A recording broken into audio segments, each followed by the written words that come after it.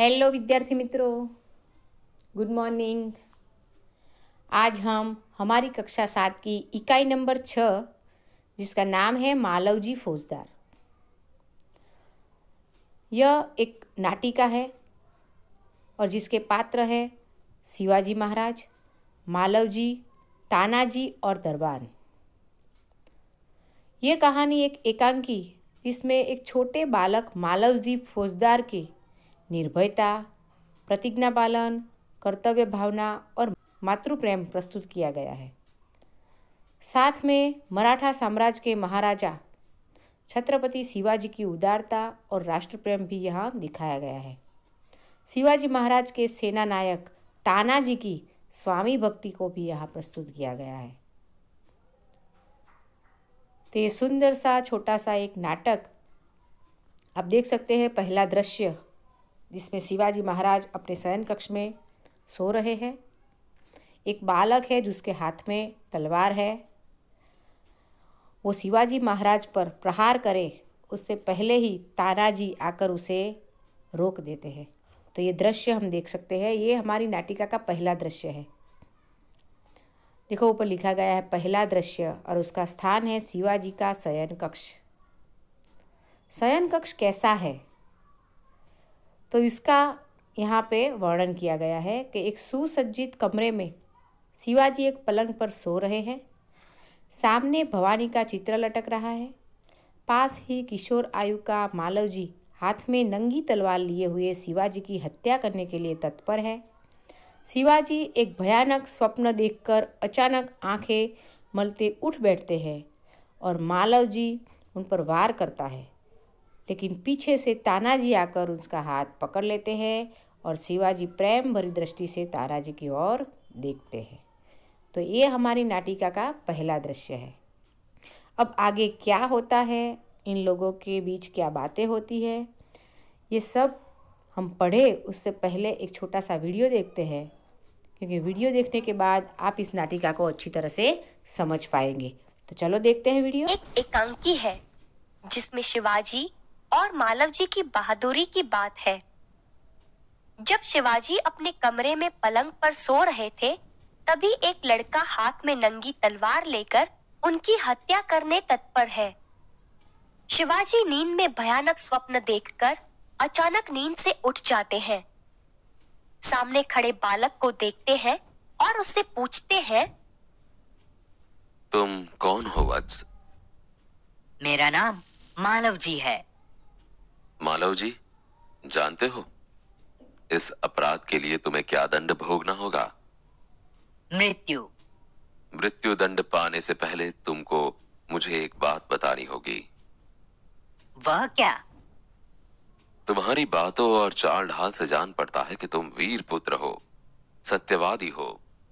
इससे मुझे आशा है कि तुम झूठ नहीं बोलोगे। जो बात सत्य है उसे मैं अवश्य बता दूंगा। इसमें छिपाने की क्या बात है?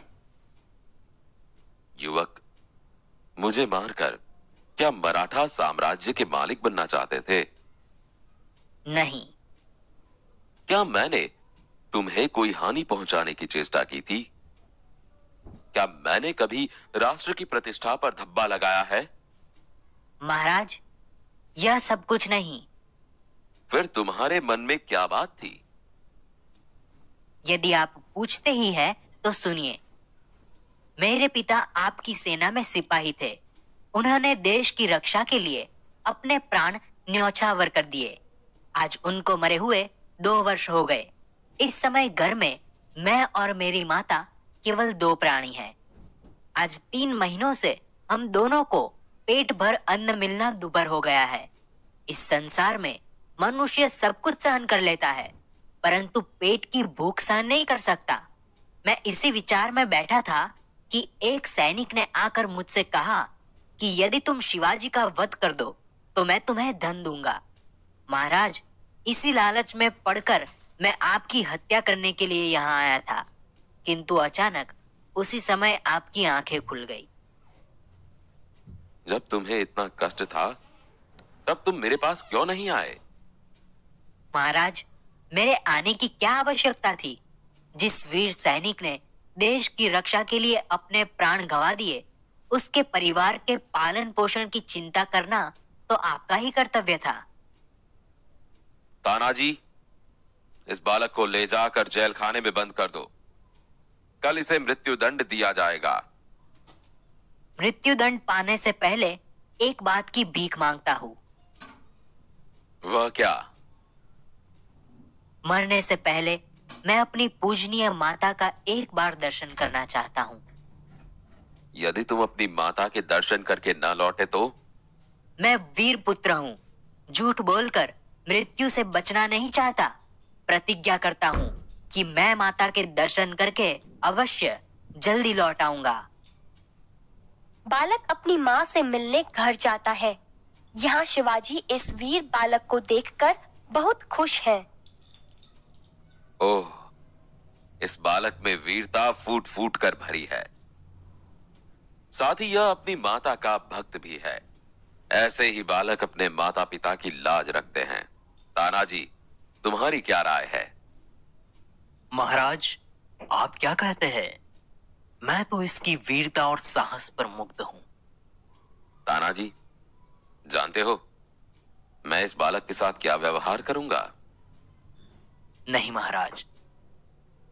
मैं इसकी परीक्षा लेने के पश्चात इसे मृत्यु दंड से मुक्त करके अपनी सेना में भर्ती करूंगा। मेरा विश्वास है कि मातृभूमि की सेवा में यह बालक कोई कसर नहीं रखेगा। घातक के साथ इतनी दया, धन्य है। तानाजी, मारने वाले से बचाने वाले में अधिक शक्ति होती है। आज तुमने हमारी जान बचाई, इसलिए मैं तुम्हारा आभारी रहूंगा। महाराज, आप यह क्या कहते हैं? मैं तो आपका दास हूं। स्वामी की रक्षा करना दास का कर्तव्य है। इसमें आभारी होने की क्या बात है? तानाजी, तुम धन्य हो। तुम्हारे ही जैसे सेना नायकों पर भारत माता गर्व करती है। अच्छा, थोड़ी देर विश्राम करो। जो आज्ञा महाराज। तानाजी, न जाने क्यों मेरे हृदय में उस बालक के प्रति अगाध प्रेम उमड़ रहा है। जब से वह मेरे सामने से गया है, तब से मैं उसी के बारे में सोच रहा हूं। महाराज, यह उसकी वीरता और साहस का फल है। तुम सच कहते हो। मैं उसकी वीरता पर मुग्ध हूं। इतनी छोटी अवस्था और इतना साहस। जिस शिवाजी के नाम से मुगल सेना कांपती है, उसके सामने एक बालक का इतना साहस। इसमें भी क्या कोई संदेह है? महाराज, एक बालक आपसे मिलना चाहता है। उसे बुला लाओ।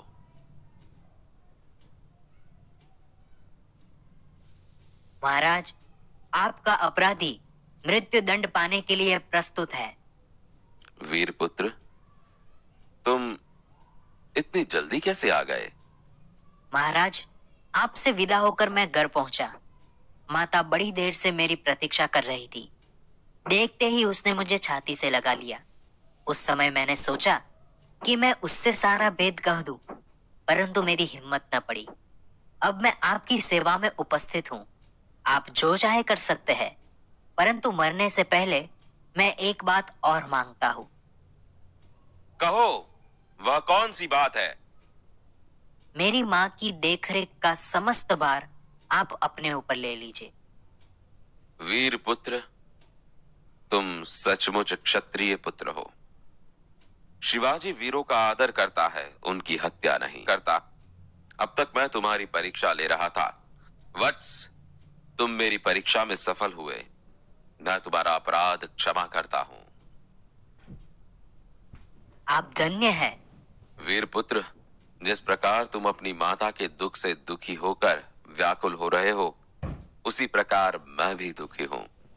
रात दिन मैं इसी चिंता में रहता हूं कि किस प्रकार भारत माता का दुख दूर करूं।